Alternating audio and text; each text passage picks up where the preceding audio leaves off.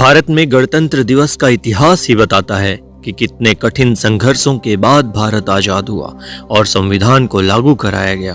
तो आइए हम अपने गणतंत्र दिवस की शुरुआत उन्हीं स्वतंत्रता सेनानियों को श्रद्धांजलि देकर करते हैं, जिन्होंने हमारे लिए स्वतंत्रता की लड़ाई लड़ी और भारत को एक लोकतांत्रिक राज्य बनाने में अपने प्राणों की आहुति दे दी। हम अपने संविधान के रचयिता को भी याद करते हैं, जिन्होंने इतने बड़े संघर्ष के बाद हमारे लिए ऐसा संविधान तैयार किया जिसमें लिखे मार्ग पर चलकर हमारा देश आगे संपन्न तथा लोकतांत्रिक देश के रूप में उभरा है। हमारे संविधान की रचना यह सुनिश्चित करने के लिए की गई कि सरकार कभी भी खुद को दी गई शक्तियों का गलत उपयोग न करे और जनता उसको पूरा हक है कि लोकतांत्रिक प्रणाली पर भरोसा करे और विविधता में एकता बनाए रखे।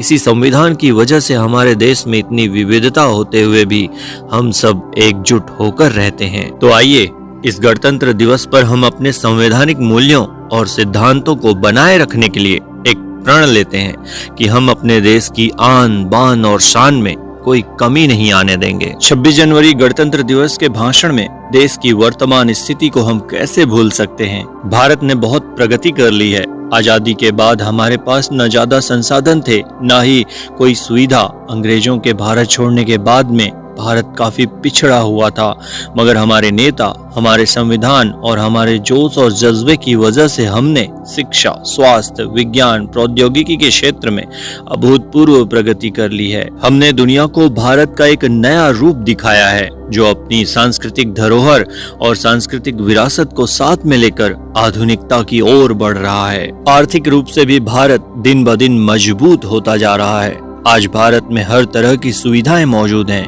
विदेशी कंपनियां भारत में निवेश करने को उत्सुक हैं। अनुसंधान तथा वैज्ञानिक कंपनियां भी भारत में निवेश कर रही हैं, जिसकी वजह से भारत और भी आगे बढ़ रहा है। ऐसा नहीं कि हमारे सामने अब चुनौती नहीं है। आज भी हमारे सामने गरीबी, असमानता, अन्याय, बेरोजगारी, निरक्षरता, प्रदूषण और जलवायु परिवर्तन इत्यादि चुनौतियां खड़ी हैं, मगर हम इन चुनौतियों का सामना करने के लिए प्रयासरत हैं। हमें एकजुट होकर इन सारी चुनौतियों का सामना करना होगा, जिसके लिए हमें नया दृष्टिकोण अपनाने की जरूरत है। वह हमारा देश कई सांस्कृतिक भाषाओं, धर्मों से मिलकर बना देश है। हम इसे बांट नहीं सकते और ना ही बढ़ता हुआ देख सकते हैं।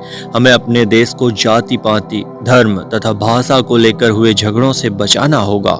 हमें अपने देश के मूल्यों की रक्षा करनी होगी। हमें यह समझना होगा कि यह देश हर किसी को समान अधिकार देता है, भले ही उसका पृष्ठभूमि या विश्वास कुछ भी हो। आज के दिन को हम लोग एक पर्व सा मनाते हैं और अगले दिन वापस अपनी दिनचर्या में व्यस्त हो जाते हैं, मगर आज हमें एक प्रण लेना होगा कि हम पल पल अपने देश का उत्सव मनाएंगे।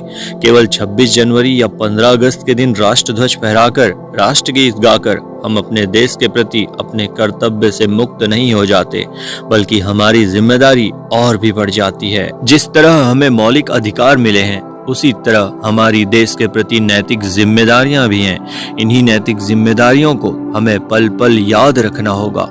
अपने देश के प्रति यदि हम सच में कोई भाव रखते हैं, तो जितनी मेहनत और जितनी तपस्या हमारे स्वतंत्रता सेनानियों ने इस देश को आजाद करने में लगाई थी, उससे दोगुनी हमें इस देश के संविधान और देश के लोकतंत्र की रक्षा करने में लगानी होगी।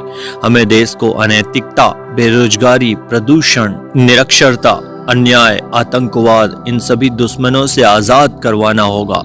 जन जन को शिक्षित कराना होगा। तभी हम गर्व से कह सकेंगे, मेरा भारत महान।